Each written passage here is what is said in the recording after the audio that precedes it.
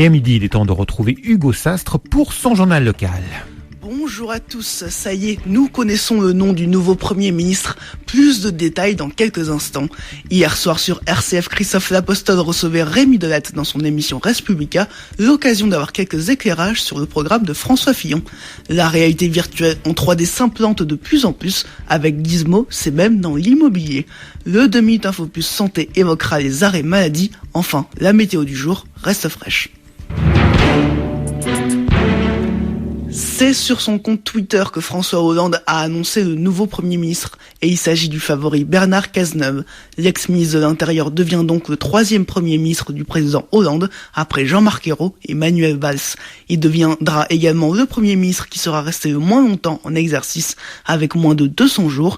Édith Cresson possédait le précédent record avec 323 jours. Et le successeur de Bernard Cazeneuve a été dévoilé vers 10h30. Bruno Le Roux obtient ainsi l'Intérieur. Il était jusque-là patron du groupe socialiste à l'Assemblée nationale. Le poste aurait été proposé dans un premier temps à François Rebsamen, qui l'aurait proposé, et donc proposé de son côté le nom de Bruno Le Roux. Manuel Valls, de son côté, va se présenter aux primaires de la gauche, en espérant l'emporter face à Arnaud Montebourg, ou encore face à Benoît Hamon. Le slogan de Manuel Valls est « Faire gagner tout ce qui nous rassemble ». Restons dans la politique, avec Christophe Lapostole qui recevait hier soir Rémi Delatte, député et président du parti Les Républicains de Côte d'Or. L'occasion de quelques éclairages sur le programme porté par le candidat issu des primaires de la droite et du centre, François Fillon. La recherche sur les OGM relancée en France et les suppressions de 500 000 postes de fonctionnaires ont notamment été évoquées, sans oublier la durée légale du temps de travail. Dans son programme, François Fillon souhaite en effet faire sauter le verrou des 35 heures et appliquer la limite des 48 heures imposée par l'Europe, ce qui mérite quelques explications. Donc l'idée de François Fillon, c'est d'abroger définitivement les 35 heures et de considérer que les accords devront être trouvés en subsidiarité, c'est-à-dire déjà dans l'entreprise quand c'est possible, quand il peut y avoir un accord entre un patron et ses salariés, c'est sans doute le meilleur accord qu'on puisse trouver. Parce que là, on est, j'allais dire, dans le pragmatique. On est, en fonction de la réalité du terrain.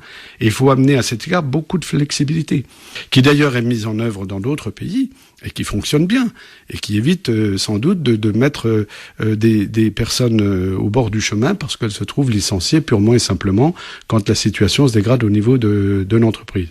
Donc l'idée, c'est plus de durée du travail. Par contre, bien sûr, dans la limite fixée par l'Union européenne, 48 heures. Mais on n'imagine pas qu'il puisse y avoir des durées de travail jusqu'à 48 heures de façon régulière. Et donc faire en sorte, encore une fois, que la décision soit prise par l'entreprise, s'il n'y a pas d'accord au niveau de l'entreprise, l'un des accords de branche, éventuellement permettre un référendum au sein de l'entreprise. Et si vous avez loupé l'émission Res Publica avec Rémi Delatte, elle sera rediffusée dimanche prochain à 11h30.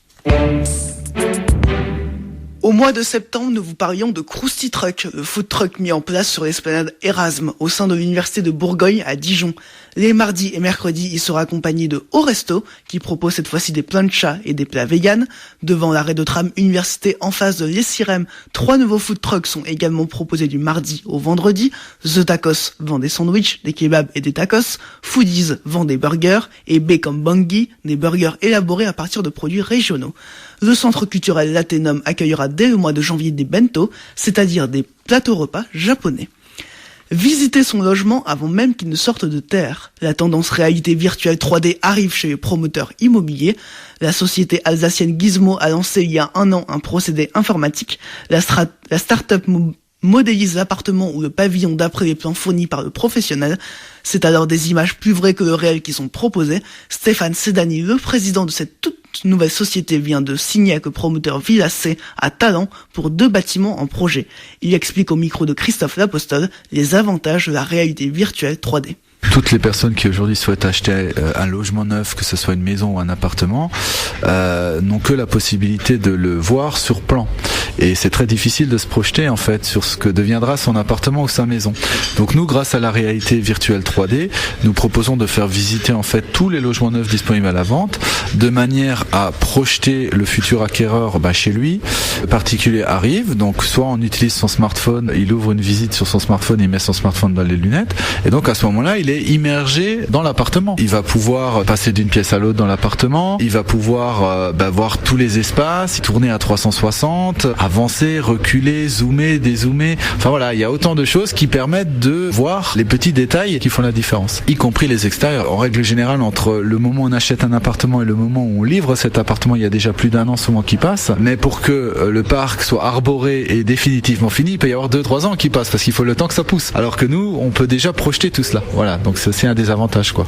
Aujourd'hui, un seul en Côte d'Or a fait appel à Gizmo, mais le côté pratique et ludique du procédé devrait faire des petits.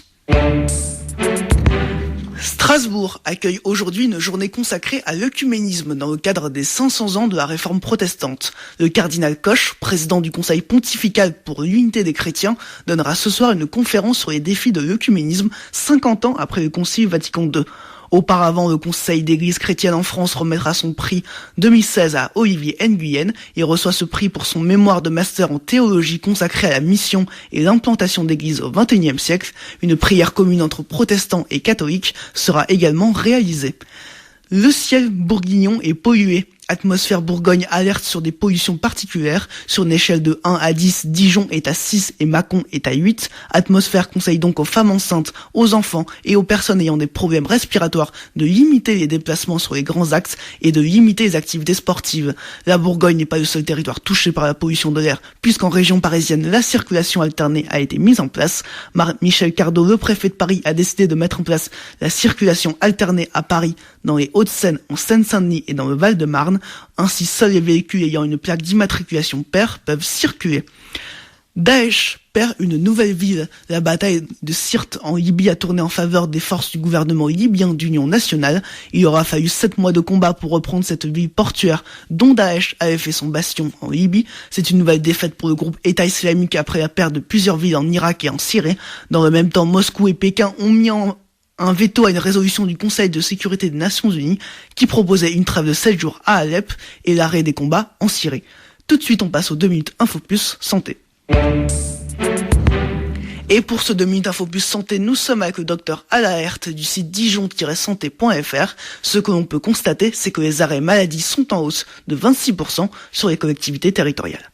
Là, effectivement, selon une enquête réalisée par Sofaxis, qui est le courtier en assurance des collectivités territoriales, les arrêts de maladie ont augmenté de 26% entre 2007 et 2015, ce qui est absolument énorme.